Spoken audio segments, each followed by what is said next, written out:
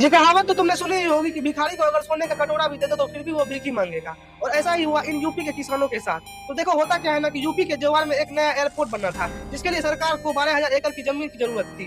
तो सरकार ने वहां के किसानों को 20 लाख रुपए पर बीघा के हिसाब से उन किसानों से वो जमीन खरीद ली। किसानों को पैसा मिलने के बाद वहाँ के किसान रातों रात करोड़पति बन गए। किसी को 2 करोड़ मिले, किसी को 4 करोड़ मिले और किसी को 6 करोड़ मिले।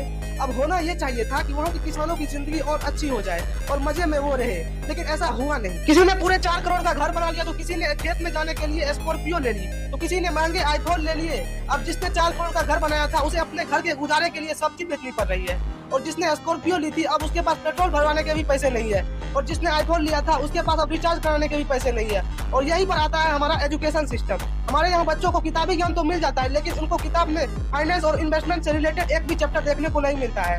अब तुम बताओ, क्या हमारे एजुकेशन सिस्टम में फाइनेंस और इन्वेस्टमेंट के बारे में पढ़ाना चाहिए या नहीं? कमेंट में जरूर बताना। और ऐसे ही वीडियो के लिए मुझे फॉलो एंड सब्सक्राइब करना।